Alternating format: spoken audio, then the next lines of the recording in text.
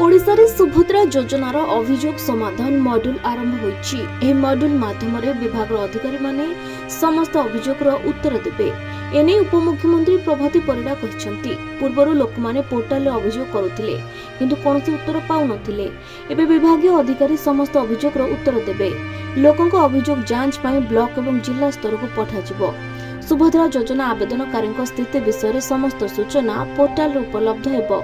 सेमानंकु सुभद्रा योजना कहीं बाद दि जाइथिला, एहार कारण कौन थिला एवं भविष्य में पुणी थे सामिल हेबा पई सेमाने कौन करिपारिबे से विषय समस्त प्रश्नर उत्तर विभाग देबो बोली उपमुख्यमंत्री कहिसंती। रिपोर्ट अनुसार वर्तमान एही योजन 1,09,00,000 हिताधिकारी अछंती किंतु 2,85,000 हिताधिकारी को बाद दिया जायछि। सुभद्रा योजना रे हिताधिकारी समस्यार समाधान पाई सुभद्रा अभियोग मॉड्यूल आरंभ करा जायतबा उपमुख्यमंत्री कहिसंती।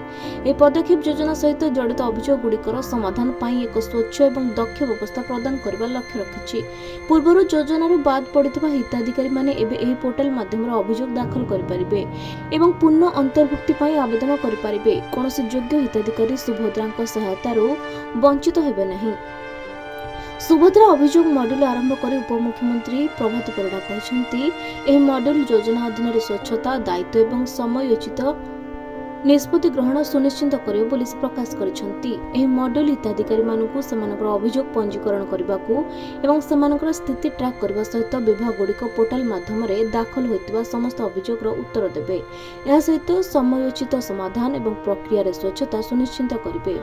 ब्लॉक कमिटी गुड़िक अभियोग गुड़िकर समीक्षा करिबे। कमिटी तापरे जांच रिपोर्ट को जिला स्तरीय जांच कमिटी किंबा पौर निगम स्तरीय जांच कमिटी को पठाइबे।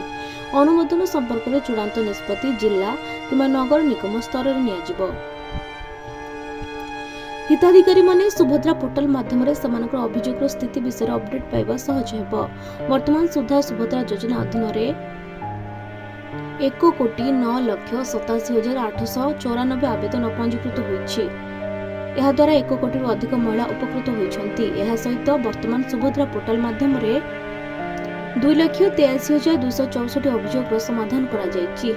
से सबर समाधान सुभद्रा अभियोग मॉड्यूल माध्यम रे कराजिबो।